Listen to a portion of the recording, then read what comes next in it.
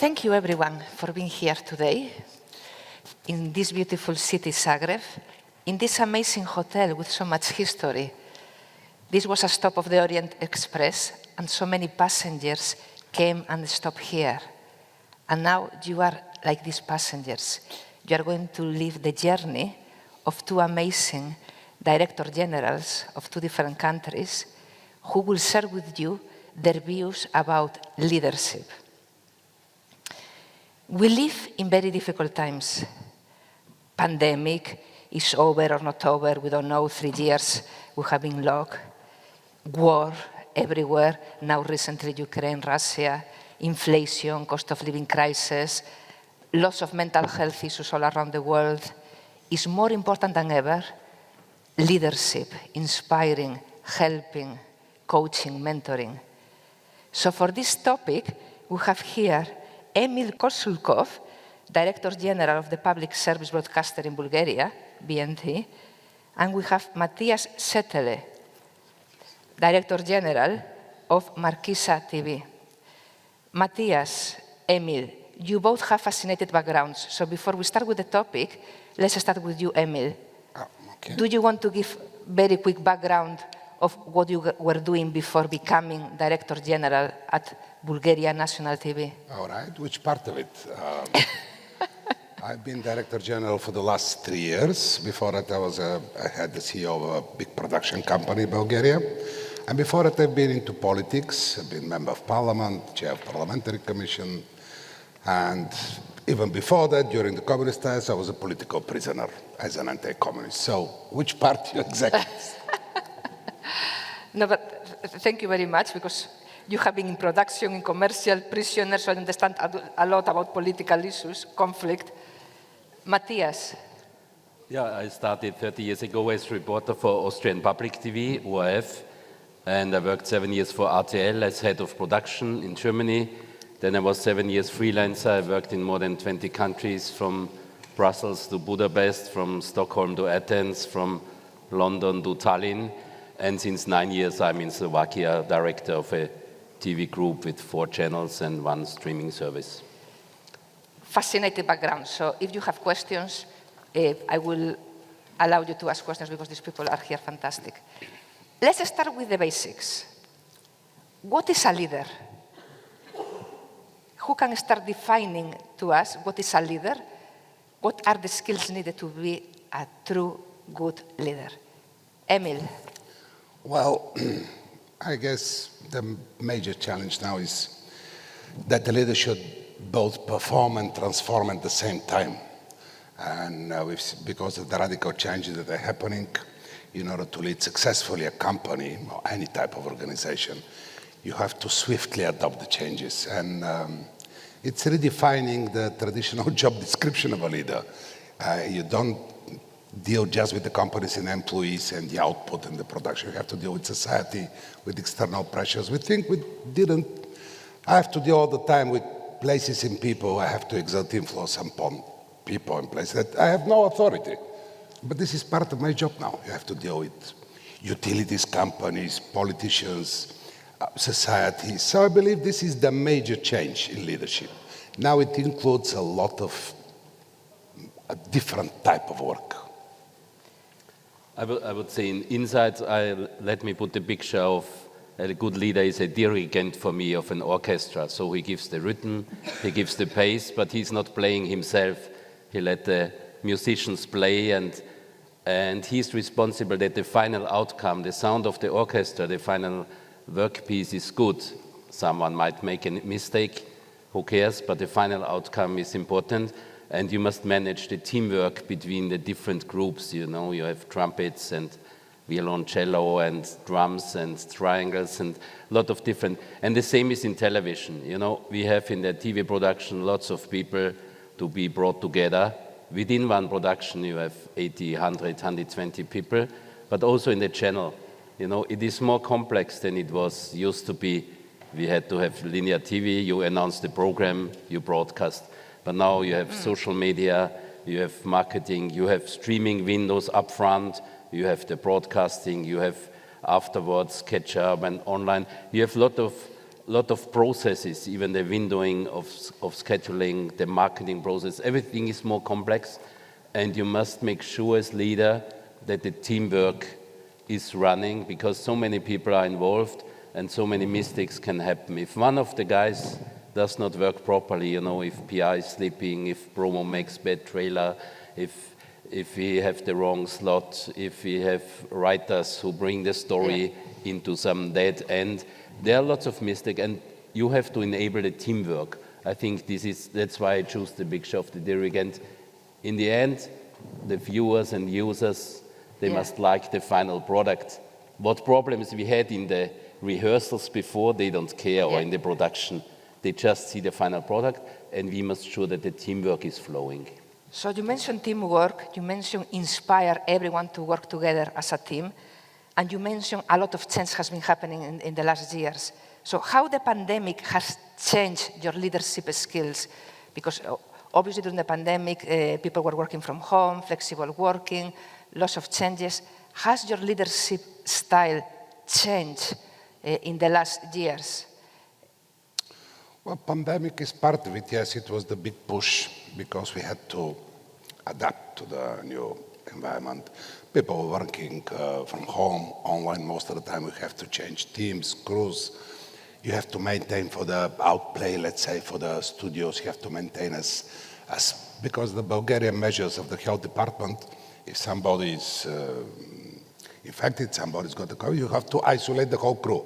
So basically, we maintain doubles on every shift, which is a huge pressure on the expenditures, and at the same time managing the people. We learned how to do that, but what transpired from the pandemic was that the people were really going online, and particularly the younger ones, they were shifting, they were going online, and they stayed there. They just liked it there. After the pandemic, it like changed. I mean, before that they were watching, but now it's like twice. And the pandemic taught us how to deal with this and deliver extra services. To give an example, in Bulgaria, all the schools were shut down for like a year. And the students, they were having classes online, but it was not that well organized, and students didn't stay. I mean, it wasn't a success. It was a disaster. So we started shooting lessons. We have 4 channels, the Bulgarian National TV, BNT1, BNT2, BNT3, BNT4. The second channel is educational, cultural and educational. And I said, okay, let's help these guys. And we started doing lessons, video lessons in geography, chemistry, algebra, whatever, all the school subjects. It was a huge success. People were thankful. People expressed huge gratitude because we managed to keep their kids at home and at the same time school them. This is the public service media, the typical mission of a public service man. You have to help society. Yeah. And after the pandemic, we learned that we can do that on a permanent basis. I don't know about Croatia, but in Bulgaria, when you sit for the exams for university, you have to get extra private training. I believe it's the same thing here. And it's expensive. You know, the good teachers, the good professors charge you a lot to prepare you for university, for the exams. We started doing that as well. Doing special lessons just to prepare them for the exams. The pandemic taught us to work for society better. But after that, everything was changed, and I guess my colleague will touch on that too. So you help society, and what about with the employees? Currently, based on what has happened, do you still allow that flexible working? Are people still allowed to work from home, or is going back to what it was in 2019? Well, people are working from home, but I don't know. I believe it's a creative process. People need to talk to each other. So you prefer? We have good connectivity in Bulgaria, excellent internet speed. Everything is there, but it's a different thing when you get together, discuss the script, go over the analysis of the production. And one of the things we learned, it's not because of the pandemic, but I guess the change in society. Audience is very responsive. It's immediate response. If something is good and trending, they like it. If it doesn't, they start booing and criticizing you on Facebook right away. I mean, you don't have time to adapt. Yes. Like the responsiveness of the audience is rapid. And you have to work on such short periods in order to do the improvements and things. This is all changing the way we work. Matthias, what about your view about, have you seen changes in leadership? Do we have now new skills that they become more important? We speak a lot about empathy, the human side of leaders. Have you seen changes happening as a result of what we have lived and what we are still living today? No, of course, pandemic has changed a lot. We have learned to work from home. We have a lot of video conferences, but we also brought the people back. So we have flexible system. 2 days per week you can work from home if your department leader allows it. But we had to bring people back for the creative process. But of course, there is now generation coming and say, okay, I want to start, but I want to have 100% home office. That's of course difficult, but we have these requests, of course. But society has changed. Online shopping, even the grandma knows how to order things in internet, so the online shopping made a boom. But we also saw deficits for the kids, for example. We have a foundation for children, and we are focusing now on mental health for kids, because kids were suffering not to see their friends and their schoolmates.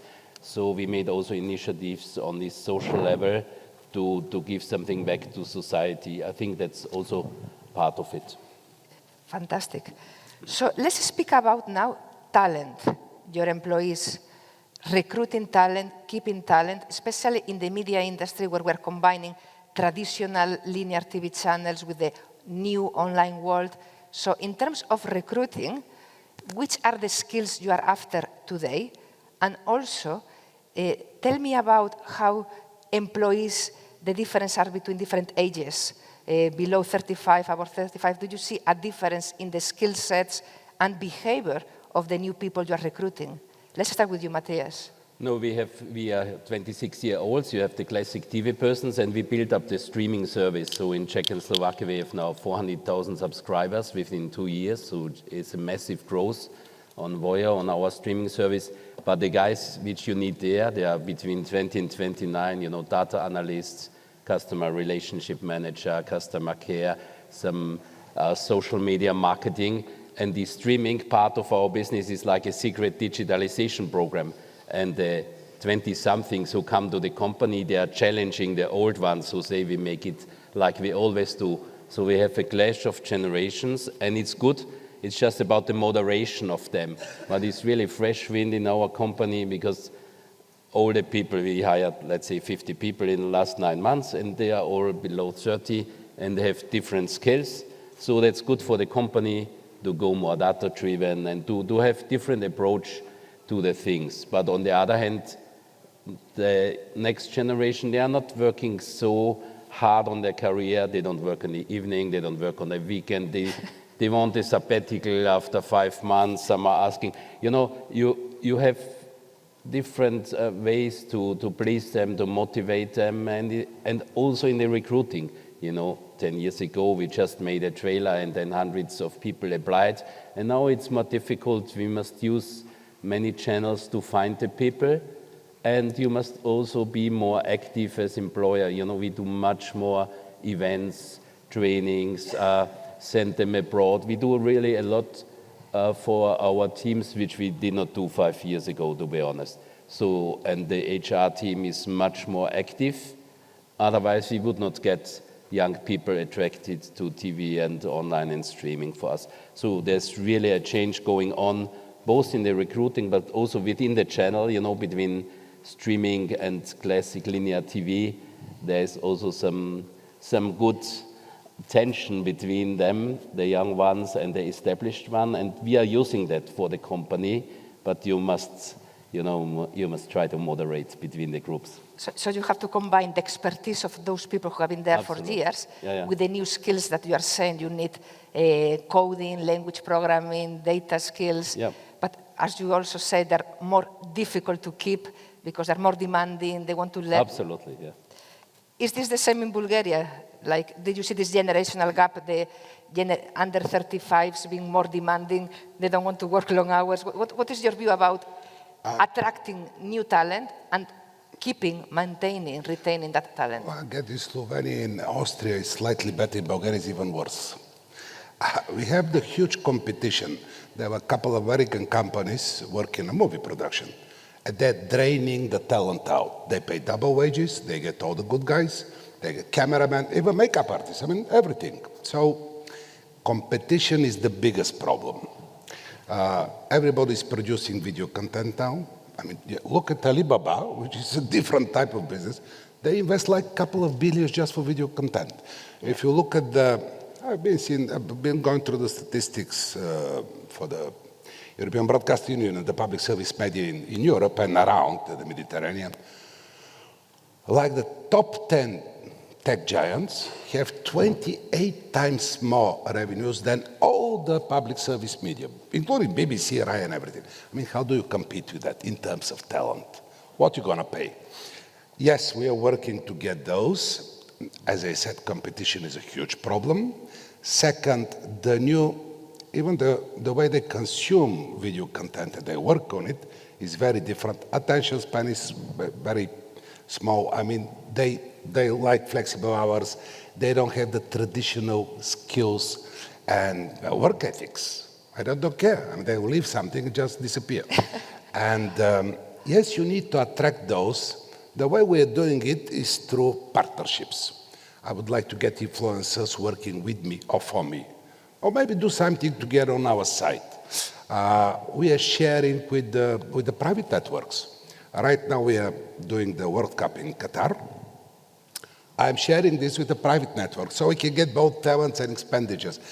For us, it's difficult. We are sub-licensing, trying to work together because the talent is very small in Bulgaria.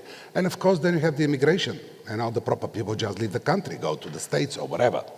It is a problem, and from what I see, although, making prognosis now is, everything is changing so fast, there is no strategy you can build like for a couple of years, but I believe this is going to be the biggest problem, the drainage of talent, lack of talent.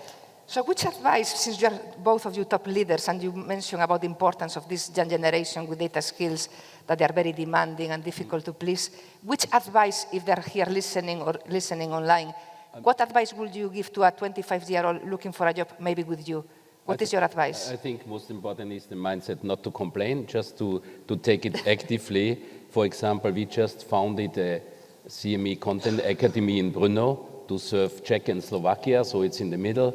Next week I have jury meetings for the second scholarship. So we made a special tailor-made TV education program for TV producers. We pay the education for 2 years and give the people 2 years job guarantee afterwards. If they don't show up, they have to repay the education. But otherwise, we make the program is with, producers from Denmark, from Sweden, from all over the world, from the content part and also from our channels. So we make a tailor-made producer education and then give them a job here, also to have something out of it. So that's one small example which we just started.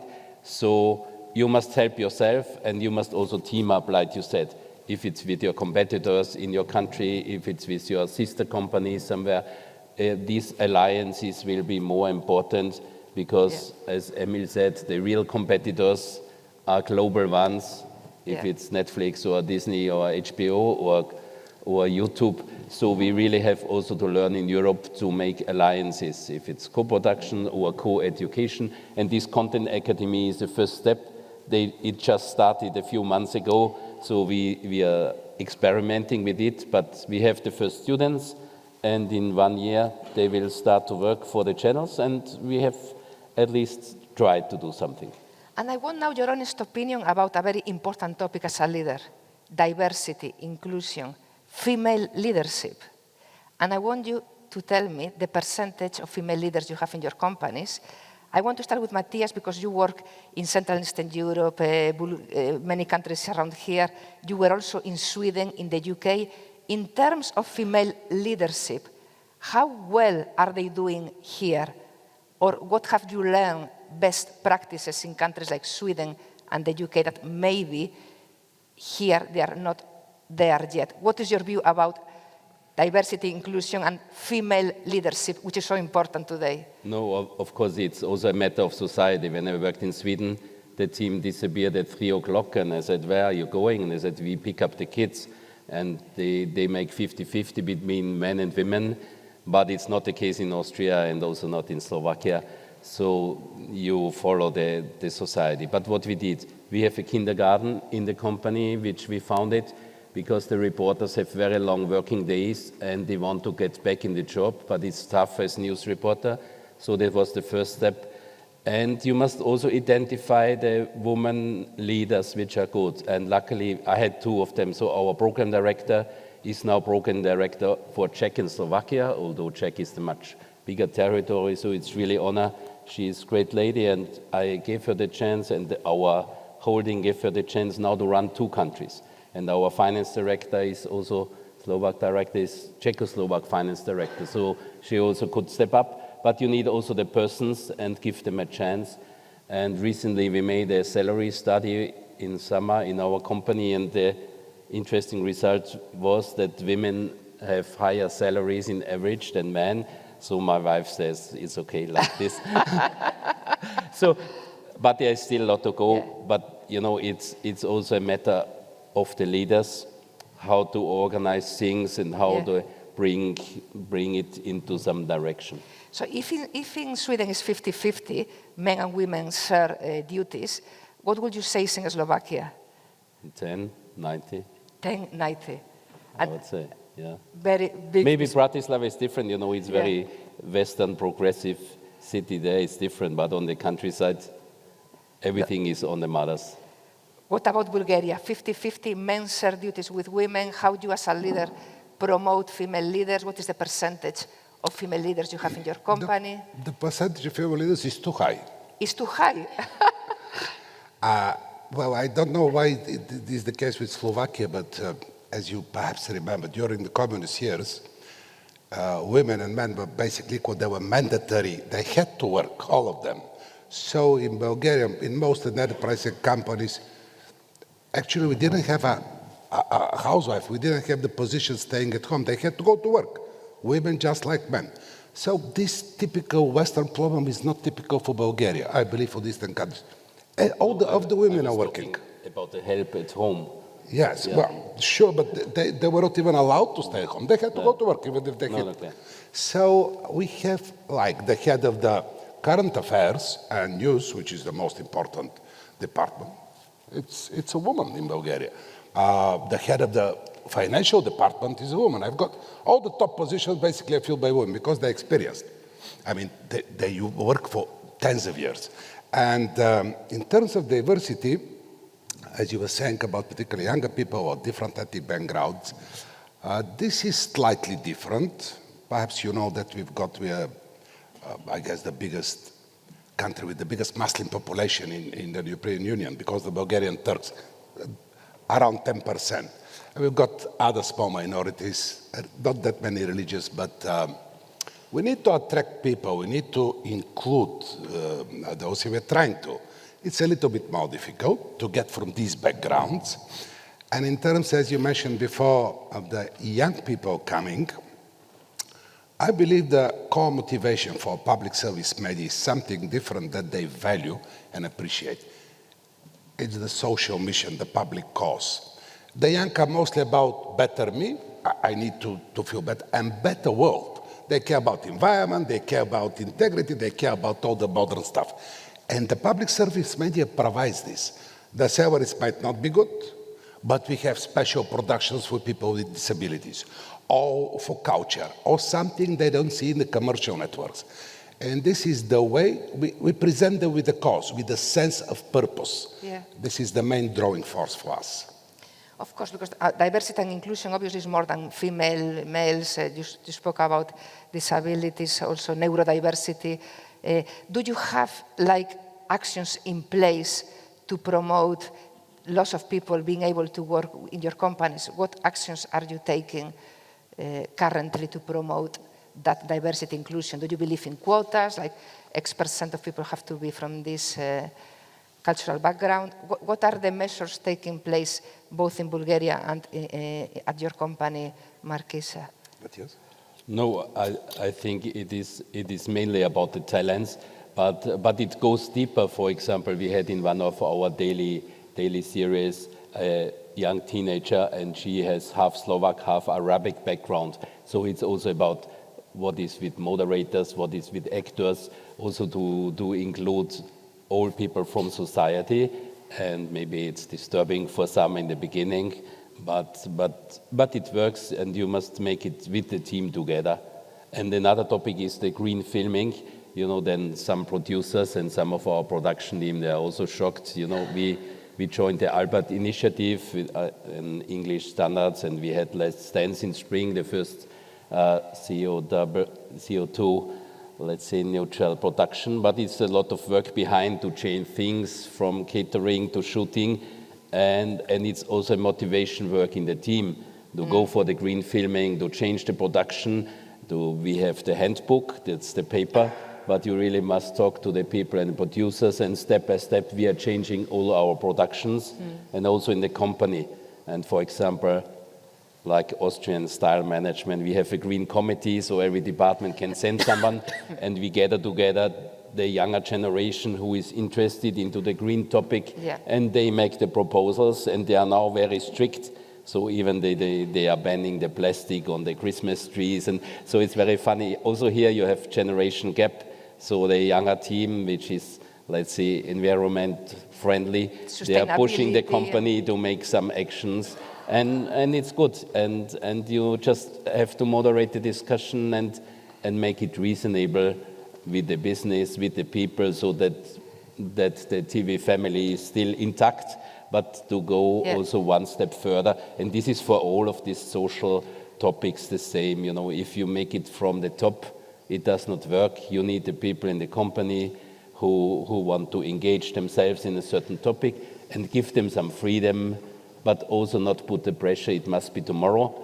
In general, the direction must be good, and then you can take step by step. And I think it works, and the people feel motivated when they have also some extra job, at least some of them. Fantastic. So we speak a lot about how to inspire, motivate the new topics, like you speak about sustainability, the environment, that the new generations are more aware and fighting for that.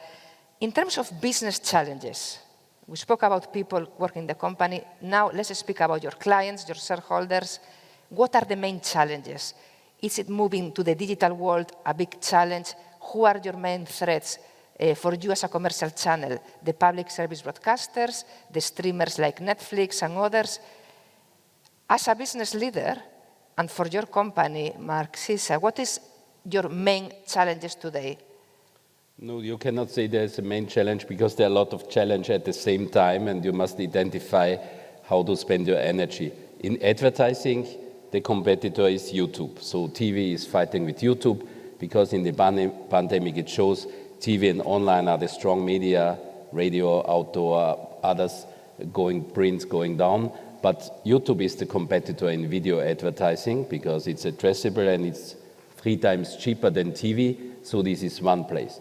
Then you have the streaming challenge, and Netflix, Disney, HBO, they are operating worldwide, and they have thousands of programmers, and we have a few in every country where we have our streaming service. So that's really a tough challenge. So we used to be isolated for decades, and now really we have worldwide challenge, and also the standards. As a consumer, Netflix and Disney, they set the pace, and your platform must compete with that. So there is the streaming challenge. And in TV, it's interesting that, for example, in UK or Germany, there are already some industry initiatives that they present together to the advertising industry. They make promotion for TV as a medium.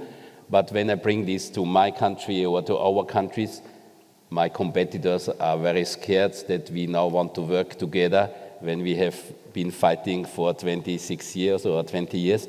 But you see in England, UK, Scandinavia, the TV channels come together, like you said, share resources, make joint presentation to the ad industry, make some Q&A session, make some TV festival, make some cross-media, currency, online and TV together. So lots of things going on, and we have to organize in each of our countries also some alliance between TV channels and producers to stay strong and profitable, to make local content. And the topic of this conference is also co-production, is also some help. If I have less money, I need some partners, but I still need Bulgarian, Slovakian, and Romanian productions because this is our survival concept to be the best local streaming service, to be the best local television, to have the best local production. But for this, we must be more smart than in the past, to have also the partnerships, even sometimes with competitors, just to make sure we focus all our energy and money on the product, because the local product is what will bring, guarantees our future. So this is like I would describe it. You mentioned YouTube as the main competitor for the advertising space, but at Omdia, where I work, we did a research recently, and looks like advertisers are moving away from YouTube, from Facebook video, and they are moving into TikTok. So in 2027, 1/3 of revenues, of advertising revenues, video will be with TikTok. Yeah, so but another global player, yeah, so it's not getting easier. It's not getting easier, so I want to ask you about your challenges, and then I will ask you about the role of social media to promote your content. But what are your main challenges as a public service broadcaster? Are the same as for Matthias, who's a commercial channel? Are they very different? Matthias is right. Yeah, these are the main challenges. They're the digital ones. They're the technological ones too. You need to introduce like augmented reality and new types of production. If you look at Mandalorian, the Disney series, it's 50% done in augmented production. I mean, you need to have this equipment and investment in order to produce this content. So technological, digital, and societal. And let me a little bit elaborate on that. But Matthias was very right. He said, we have to pool resources to join forces together so you can compete with the big companies. There is the piracy problem. I don't know if you have it here, but it's huge in Bulgaria. I mean, the rights to your production, it's difficult to keep them. The revenues are falling. The digital platforms present a different challenge as well. You can put your links on Facebook or wherever you want. But now they work as gatekeepers, these big media platforms. I mean, they control the content. And when people go through them, they don't say, I saw this on the Bulgarian television, I saw it on Facebook, although it's your production. Yes.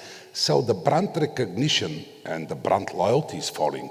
And this is going to be a huge problem in the future. People don't recognize you as a producer. They say, look, this is in TikTok. Yes. It's not BNT. I believe streaming and going digital is the most important thing. But we have to adapt. But to think of a long-term strategy is a bit difficult. It's my opinion, but it feels like for the last 5 years, the TV changed more than for the previous 50. And the audience is very fragmented. And people would love to see their own particular show about their topic or issue they're interested. They don't care about anything else. And they can find it on the internet. They don't have to watch linear television first, but they don't have to watch shows. They say, look, I'm interested in skateboarding. I'm going to just watch videos about skateboarding. And they have it. Internet is free. They don't have to pay them for that. So fragmentation of the audience is the other big problem. We need to learn how to cater, to take care of these fragmented viewers that are so different, and polarization of society. I don't know if you have this problem here, but in Bulgaria, politics are really bad. It's really polarized. So it's turning into a country where... In all other countries, politics is super. Correct. As a person living in the UK, I can say it's not Eastern Europe. Yeah, but the thing is, you need to bring all of this together online or linear or on a show. We should start thinking about this type of problem, the new audience and the new way they consume video content. Yeah. I've been looking at statistics, like the smart TVs, the sales are going like this, but the screen time, the time you spent in front of those screens is going like this. I'm looking at the trends, and I believe it's going to be really, really tough for all of us. And it's going to be tough because you're saying lots of content, free content, fast channels now as well, new players introducing advertising like Netflix. Is this bad news for you? Do you think that advertisers will move away from traditional TV to fill advertising with Netflix, or do you think there will be new brands coming to advertise there? Are you concerned that you will lose advertising moving to Disney, Netflix, TikTok, as I said, a key player right now. Are you worried about that? Well, Netflix is subscription video on demand. But now they have advertising as well. If you have the other services, yes. The SWOTs are still fine. But most of them, as we wrote in a report, the future is hybrid. So we believe all of them, Netflix, Disney, well, Netflix already has it, Disney as well. So we believe that maybe some broadcasters may be concerned about losing share towards that. Is something that is worrying you or not yet? No, I think we must make good production and we must make good promotion, and TV is a strong medium, and you see Disney and Netflix, they want to enter into advertising, they want to have something on the cake, and every company will have advertising funding products and subscription funded products. You need both legs. And the social media, of course, it's a competition in the awareness and in the consumption time. But we have very clear policy. We give content to social media only up to 3 minutes, and we use it only for promotion. And some years ago, someone cracked our YouTube account, and suddenly we lost it. And I said to our boss of marketing, let's start it new. And he said, no, we have already 150,000. And I said, no, let's make it new because we make a new strategy. And now we have 1.3 million followers on our YouTube account, which is not so bad in a 5.5 million country. But we use it really for promotion. But it is complex because first you have streaming window, 7 days in advance. You have the programs without advertising on the streaming. And in that time, you have the social media promo. Then you have the TV. Then you have 7 days online, and then it goes back to the streaming. So it's also complex, and we are playing with these windows and how to use social media, how to use online, how much days in advance it will go. So this has been more complex, but we are learning and experimenting. Our streaming platform is in the moment without advertising, but let's see, in 2 years, we will see how Netflix and Disney are doing. And you may introduce hybrid. I would say 24 or 25, there might also be 2 offers, one advertising funded and one high quality subscription funded. So we cannot exclude for the future. We must look on the opportunities, but I think in general this will stay, that you have advertising and subscription funded income, and we have to live with that complexity. It will not go away. And what Emil said, the smart TV operators, they make now their own channels. Samsung, LG, they have their own channels. So the good news is TV consumption or video consumption is higher than ever, but we are not alone. We must share the screen, we must share the awareness, and that's why the brands are more important. For example, we made a rebranding this June. All channels have now the M of Marquisa. We must also try as a group all our offers, like you said, otherwise some people even do not recognize this is this brand. So your branding is also some value in the digital world, because this world is relatively complex. Yes, and you mentioned a lot about partnerships, because now we have Samsung, we have Roku, we have all these companies acting as aggregators. I want to speak about partnerships. Or you as a public service broadcaster, Jonathan, at the EBU yesterday, you mentioned the importance of joining forces, all the public service broadcasters. How important is that to compete against global players like Netflix, Amazon, to be able to collaborate with the public service broadcasters in Croatia, Spain, the UK? Is this working? Is being part of the EBU something that is helping you? What do you have in your hands to compete against global players? We have this comparative advantage being a public service media, that we can work within the framework of EBU together. And I believe the Swedes and the northern countries, the Baltic countries, that they're getting together producing series. Perhaps here on the Balkans we can do it as well. And I've been trying to work on that. Came up with an idea. I guess you've got the same legendary story about Kralj Marko, the legendary hero. It's in Serbia, in Macedonia, in Bulgaria, maybe in Croatia, who fought the Ottomans during the Ottoman Empire. I tried to do something together with all the Balkan TVs. It's going to be the Balkan Superman. I mean, we can go in this direction. It's going to be Marvel Studios. Maybe we should start thinking about this type of slightly bigger budget, slightly mega productions. Doing just small partnership won't do. perhaps the private networks could be integrated as well. Well, it's a competition. If I produce series, they wouldn't like to help me. But still, we can do something. But the most important thing about joining resources is we deliver services that Netflix and Disney and nobody else can do.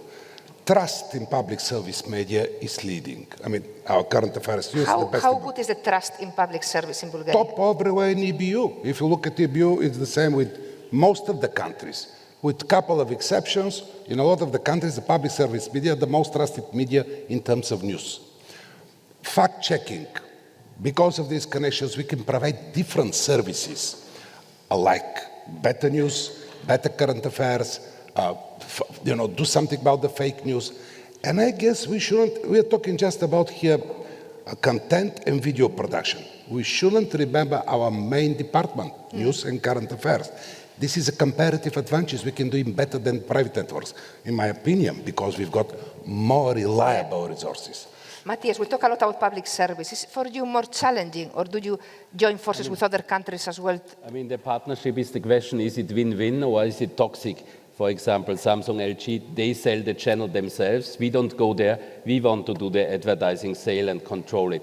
But, there are a lot of partnership, technical ones, co-production, which are possible. And even some streamers, they approached us and say, give us this Czechoslovak production, take it 12 months exclusive on your streaming, and then we take it. Because for their global perspective, someone in Korea, for them it's a premiere. If it was broadcasted in Czech and Slovakia, who cares? So we have also to think, is it a good partnership? Should we do it? Is it toxic or is it helping both sides? And we must also learn to judge that and be courageous enough to negotiate well. And what you said, I subscribe the news, is also a backbone in all of our channels in the 6 countries because it differentiates us, it's live content, it's also good content for online and social media, and we must be the leading news supplier. That's one of the legs, but of course we need good local production and the partnership. We must learn how to manage them to win-win, to convert it. So I'm not saying we must have partnership, so we must be smart to make it in a win-win situation. And like you said, co-production, I worked here 2008 in RTL Croatia, and we had first ever meeting with Endemol together about the Croatian-Serbian production. But then the producer started to fight, and the girl said, yes, you killed my brother, and there was still some tension, and the girl from Endemol Holland, she was crying because she did not know about the Balkans and what it was. But now, meanwhile, there are co-production, and we have also learned to talk to each other, because if you give something, you want some actors in, you want some regisseur, you want also creative influence. And between Germany and Austria is learned it's since 50 years. The Austrians pay 10% and get some actors, and they are very smart in negotiating good influence. But we in other countries, we still have to learn how to make these partnerships happen. But yes, this is one way, but you must still focus on your own content, like the news and the very original ideas. And maybe you can even export them on a worldwide basis. That's an additional chance. So every time has the challenge and the chance, and we must be active not to miss the chances. Maybe just to touch here. Perhaps it's time for us, some of the bigger companies are doing it in Europe, but perhaps time for us to think about our own video on demand services. We've got plenty of content. Separately, maybe it's not a big business, but together, I guess we can come up with something that is at least on a pair with the big guys. We've got series, we've got movies, we've got productions, we've got sports. You may collaborate between the two of you. Is that a possibility? Yes, I believe. I see Firefly. They're working with Bulgarian guys about series. I don't know the guys here, but I know they're working. So it's happening. It's happening. We have to overcome the obstacles and start doing it. Fantastic. So maybe next year we will announce a product that you are... it's difficult because we have also one channel group in Bulgaria, so there are also some limits in the competition. So you are enemies, friends in some countries. I want to give the opportunity if anyone has a question from the audience, because it's not common to have 2 top director generals on the stage. Anyone has a question that you want to ask? Don't be shy. If not, we only have 2 minutes. So as top leaders, people who can see the future really well, I want you to close the event predicting or telling the audience what is going to happen next. What are the big trends you see coming in the next year, in the next 5 years, as top leaders who can see the future really clear? The next World Cup won't be in Qatar anymore, that's for sure. That's something I'm positive. Okay, I think you are 100% correct in that.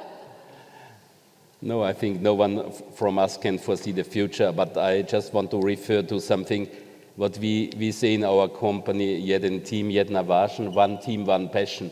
So we need the teamwork in the creative industry, but we need also the passion that we really love what we do, because the viewers and users will recognize if this is just a product or if it's more. And we must keep the fire burning. So if someone is 30 years in television or 3 weeks, does not matter. So I think this one team, one passion, this we must keep. And if it's then on streaming, on TV, on online, on TikTok, that's something else. But the main basis of our entire industry is this teamwork and this passion and let's say the hunger for innovation to win the race, to win the hearts of the viewers. And this we must keep. And the other things we don't know, to be honest. No one of us will dare to give the prognosis, but we want to go for it together and with the passion. This is my... Maybe just a word. I believe in the fact that change will be here to stay. It is the new normal. We'll have to change all the time. So upskilling, training, and investing in employees will be the new most important thing. Fantastic. So I think this is a great way to finish the panel. One team, one passion, keep the fire burning, let's unite forces, be friends, partner, collaborate, and thank you for being here in this amazing event. Thank you everyone for being here. Thank you.